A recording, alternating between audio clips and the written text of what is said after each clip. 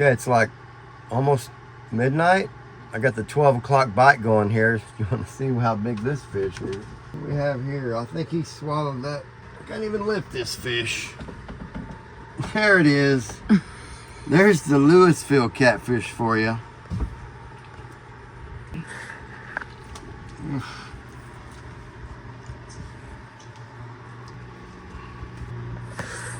Alright, I've got the catfish outside. I'm going to bring it in here.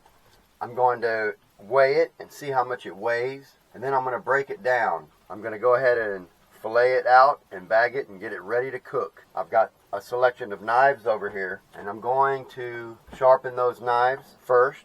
Make sure they're really sharp. I've got a few. I have my gloves, because he's got a pretty good bite going. I really want to save my thumb on that one.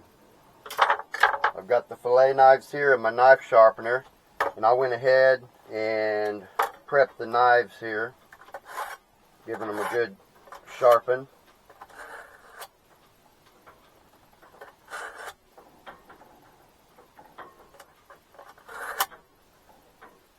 I may have to cut through a few bones or two. I also have a cleaver over here if I need to cut through some bones or the spine or something like that. Okay, let's get the scale on. Make sure it's working. Zeroed out. I'm going to bring the catfish in, but see if I can hold them on the scale. I had them outside for a minute to kind of quieten down. We've got the scale zeroed out. I'm about to grab this catfish and weigh him out. Let's see how big he is. He's still got some life to him. Okay, let's do this. Get that big dog in here. See how much he weighs. Some call this a trash fish. I call it gold. I've been eating catfish out of the lake for a long time. He's still got a bit of life in him. Sit still. Don't move. Alright, we got 8-pounder right here. Nice. Settle down. Okay, we're going to get this filleted up. I'm going to show you the process. We're going to fillet this down, cut them up, and get them in my bags with some dry rub. Once he's settled down, I'll get some catfish balls made up for you. I'll show you the process. Alright, we got them weighed in.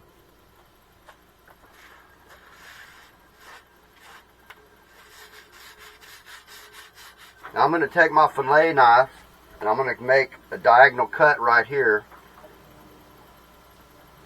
And then I'm going to take the fillet knife and go down the spine and take one side off at a time. Here's how I do it. I've got to have the gloves on so I can get a good grip on them. And my knives have to be sharp when I make the cut. And let's see if we can get this done clean in one cut. I'm starting at the top. It's hard right there. There's some bones up in here where the bones come in from the fins. So I have to select a point at an angle. I can see the rib cage right here. The rib cage right there. I just want to start about right there. Cut up in there down the spine. Kind of mark that off like that. And I'll just start. I'm going to make a cut down in there. Initially, I can see where the cavity is with the organs down here. It lines up right here with the ribs. I can see in a larger fish, you can see the ribs like that. Smaller fish, a lot easier. This one, a little more difficult. I'm going to make a cut down here to start the spine. Get up in here, get away from that. I'm going to get away from that fin where those bones are inside, and find that sweet spot where I can get down to the spine, follow it along. I can take a smaller knife and cut those chunks of meat out later. Okay, I'm down to the spine. I can feel it. I'm on the edge of the ribs. Just follow down, feeling the spine in there.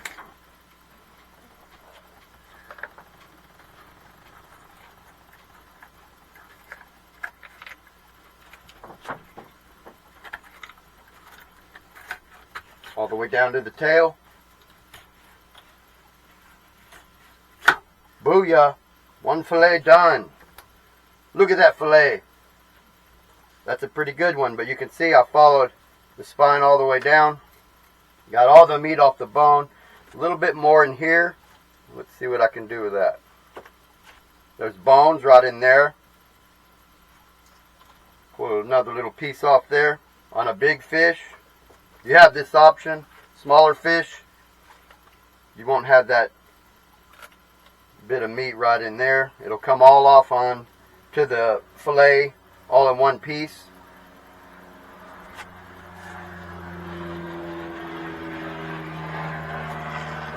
Big fish gonna have a little more meat on it. This is all going into a catfish ball. We'll kind of get all the meat off there that we can. There's this one fin on the bottom. Get all that good meat off there. There it is. We don't want to waste anything. Fish lived a good life. We caught them fair and square. And if anybody knows, I do respect the water, the wildlife. I don't take too much. I just take what I need. Okay, so I've got all the meat all the way up there down the rib cage. You can feel them. Ribs, ribs, ribs. Okay, let's turn this baby over. Do the other side. Switch knives. Okay, same process. I'm going to draw out from the other side, kind of right here. If I can see starting point. I know they're going to be down there. Mark that off. Lay that fin down. The nerves in action. Get a good hold on it. Make that initial cut. You got to find the spine on that initial cut. There it is. I can feel it. Now I'm going to follow this edge of the knife down the ribs.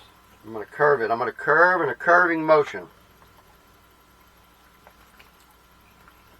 till I get down right there and I can feel it bottom out on the spine. So I stop and then I finish it through following the spine.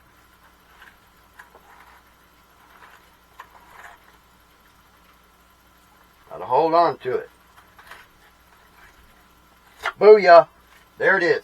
Fillet number 2. See what else we can get out of here.